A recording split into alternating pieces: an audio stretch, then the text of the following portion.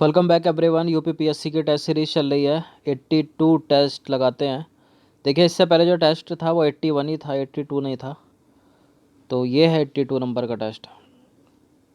तो चलिए स्टार्ट करते हैं।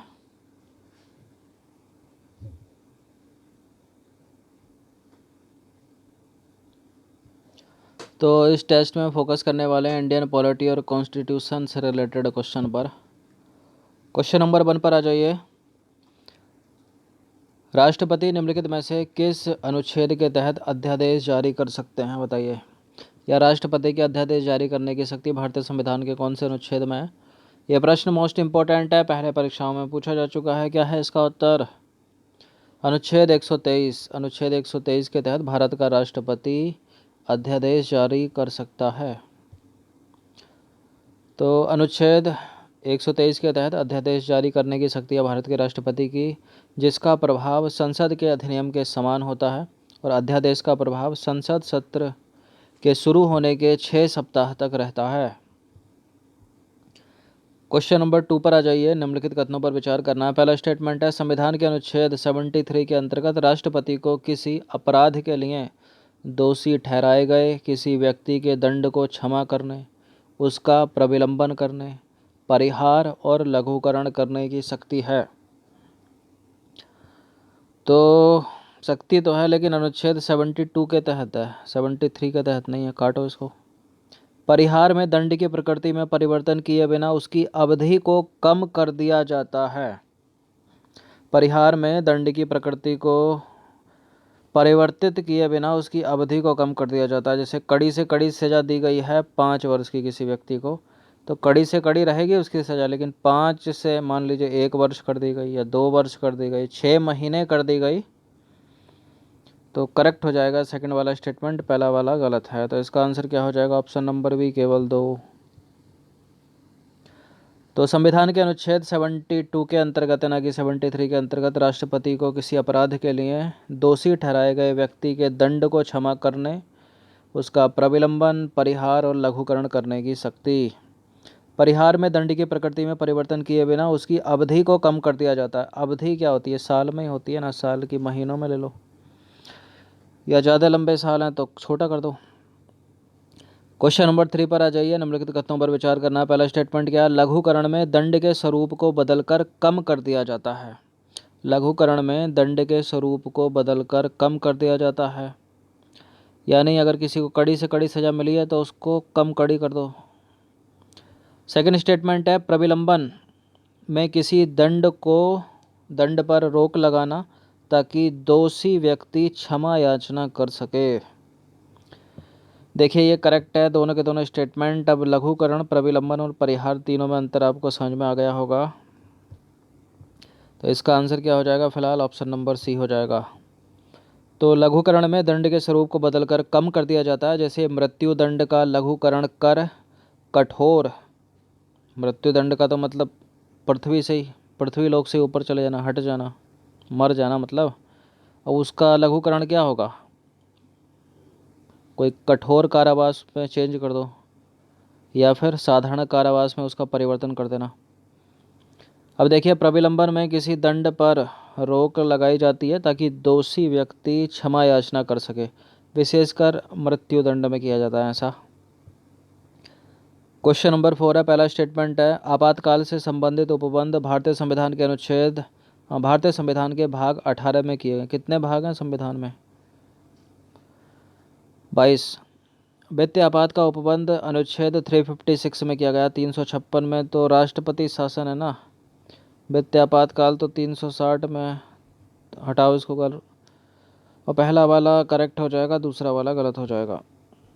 तो 3 प्रकार के हैं ये, 352, 356 और 360। ए होगा ना, ये होगा ए, ऑप्शन नंबर। तो देखिए, आपातकाल से संबंधित उपबंध भारतीय संविधान के भाग 18 में दिए गए हैं और वित्तीय आपात का उपबंध अनुच्छेद 360 में है। राज्यों में संवैधानिक तंत्र के विफल होने की स्थिति में राष्ट्रपति शासन लगाया जाता है, वो अनुच्छेद 356 के तहत। क्वेश्चन नंबर 5 पर आ जाइए। किसी सार्वजनिक महत्व के प्रश्न पर राष्ट्रपति उच्चतम न्यायालय से परामर्श निम्नलिखित में से किस अनुच्छेद के आधार पर मांग सकते हैं? तो ये मांग सकते हैं अनुच्छेद 143 143 के आधार पर। तो राष्ट्रपति किसी सार्वजनिक महत्व के प्रश्न पर सुप्रीम कोर्ट से अनुच्छेद 143 के अधीन परामर्श ले सकते हैं, लेकिन ऐसे किसी परामर्श को मानने के लिए राष्ट्रपति बाध्यकारी नहीं होता। याद रखिएगा, जो सुप्रीम कोर्ट उसको देता है, माने ना माने उसकी मर्जी। क्वेश्चन नंबर 6 पर आ जाइए। निम्नलिखित कथनों में से कौन सा जो है वो गलत है। पहला विकल्प है, भारत का उपराष्ट्रपति राज्यसभा का पदेन सभापति होता है। उपराष्ट्रपति राज्यसभा का सदस्य होता है। उपराष्ट्रपति को सभापति के रूप में निर्णायक मत देने का अधिकार प्राप्त होता है। देखिए, भारत का उपराष्ट्रपति राज्यसभा का सदस्य नहीं होता, गलत है, ना लोकसभा का होता है। तो इसका आंसर क्या हो जाएगा? ऑप्शन नंबर बी हो जाएगा ना। बी गलत है यहाँ पर, ये करेक्ट है, ये करेक्ट है, ये गलत है, तो ये भी नहीं हो सकता। तो उपराष्ट्रपति राज्यसभा का सदस्य नहीं होता, याद रखिएगा, उपराष्ट्रपति होता है। क्वेश्चन नंबर 7 है, भारतीय संविधान में उपराष्ट्रपति से संबंधित प्रावधान कहाँ से लिए गए हैं? तो कहाँ से लिए गए हैं? ब्रिटेन के संविधान से तो नहीं लिए गए, दक्षिण अफ्रीका के संविधान से भी नहीं लिए गए, आयरलैंड के संविधान से भी नहीं लिए गए, अमेरिका के संविधान से लिए गए हैं। इसका आंसर हो जाएगा डी। तो भारत में उपराष्ट्रपति से संबंधित प्रावधान अमेरिका के संविधान से ग्रहण किए गए हैं। इसका आंसर है option number D. Question number 8 पर आ जाइए। निम्नलिखित में से किस अनुच्छेद में कहा गया है कि यदि किसी कालावधि में, कालावधि मतलब यदि किसी समय में उपराष्ट्रपति राष्ट्रपति के रूप में कार्य करता है तो राज्यसभा के सभापति के वेतन या भत्ते का हकदार नहीं होगा। मतलब कैसे करेगा वैसे, जब राष्ट्रपति किसी कारणवश अपने पद का निर्वहन करने में असमर्थ होंगे। असमर्थ कैसे भी हो सकते हैं? बीमार पड़ गए, कहीं बाहर जाना पड़ गया, फिर उपराष्ट्रपति तो राष्ट्रपति बन गए ना। अब जब उपराष्ट्रपति राष्ट्रपति बन गया तो फिर राज्यसभा के सभापति या राज्यसभा के सभापति के वेतन भत्ते का हकदार नहीं होंगे। वो गलत है, मतलब करेक्ट है जो भी है। और ऐसा कहाँ है? ऐसा है अनुच्छेद 97 में ये प्रावधान। तो जिस काल अवधि या समय में उपराष्ट्रपति राष्ट्रपति के रूप में कार्य करते हैं वह राज्यसभा के सभापति के पद के कार्यों को नहीं करेंगे। तो राष्ट्रपति के पद के सभापति के कार्य कौन करेगा? फिर उपसभापति करेगा। अब अनुच्छेद 97 के अधीन ऐसा सब कुछ है कि राज्यसभा के सभापति के वेतन भत्ते का हकदार नहीं होगा उपराष्ट्रपति, क्योंकि वो राष्ट्रपति होगा ना उस समय। क्वेश्चन नंबर 9 पर आ जाइए। प्रधानमंत्री नीति आयोग, राष्ट्र विकास परिषद, राष्ट्रीय एकता परिषद, अंतर्राज्यीय परिषद, राष्ट्रीय जल संसाधन परिषद का अध्यक्ष होता है। तो बहुत सारी चीज़ें हो गई, तो 5 चीज़ें हो गई। नीति आयोग 1 हो गया, राष्ट्र विकास परिषद 2 हो गया, राष्ट्र एकता परिषद 3, अंतर्राज्यीय परिषद 4 और राष्ट्रीय जल परिषद। इतना बोझ। देखिए, सबके अध्यक्ष होते हैं, करेक्ट है पहला वाला स्टेटमेंट। प्रधानमंत्री राष्ट्रपति एवं मंत्रिपरिषद के बीच संवाद की मुख्य कड़ी है, तो है करेक्ट है दोनों के दोनों स्टेटमेंट। यहाँ पर सी है इसका आंसर, सी। तो दोनों के दोनों करेक्ट हैं। जिसकी एक्सप्लेनेशन नहीं है उसको 2 बार पढ़ा करिए। नेक्स्ट क्वेश्चन है क्वेश्चन नंबर 10। निम्नलिखित कथनों पर विचार करना है। 2 स्टेटमेंट है यहाँ पर, बताना है कि इनमें से कौन सा करेक्ट होगा। पहला स्टेटमेंट है, मंत्रिमंडल सचिवालय भारत सरकार के नियम 1961 के अंतर्गत प्रत्यक्ष तौर पर प्रधानमंत्री के अधीन कार्य करता है। मंत्रिमंडल सचिवालय विभिन्न मंत्रालयों के बीच समन्वय स्थापित करता है। देखिए, पढ़ने से ही लग रहा है कि ये दोनों के दोनों करेक्ट हैं। तो सी है इसका आंसर। मंत्रिमंडल सचिवालय भारत सरकार के नियम 1961 के अंतर्गत प्रत्यक्ष तौर पर प्रधानमंत्री के अधीन कार्य करता है और इसका प्रशासनिक प्रमुख कैबिनेट सेक्रेटरी होता है। कौन होता है? कैबिनेट सेक्रेटरी होता है, याद रखिएगा। मंत्रिमंडल सचिवालय मंत्रिमंडल बैठकों के लिए कार्यसूची तैयार करता है तथा मंत्रिमंडल समितियों के लिए सचिवालय सहायता भी प्रदान करता है। मंत्रिमंडल सचिवालय विभिन्न मंत्रालयों के बीच समन्वय स्थापित करता है। क्वेश्चन नंबर 11 पर आ जाइए। निम्नलिखित कथनों में से कोई एक यहाँ पर गलत होगा। सबसे लंबी अवधि तक एक ही विभाग का कार्यभार संभालने वाली केंद्रीय मंत्री राजकुमारी अमृत कौर थीं। मंत्रालयों को वित्तीय संसाधनों का आवंटन मंत्रिमंडल सचिवालय के द्वारा किया जाता है। कैबिनेट मंत्रियों में सबसे बड़ा कार्यकाल जगजीवन राम का था, जो लगभग 32 वर्ष केंद्रीय मंत्रिमंडल में रहे थे।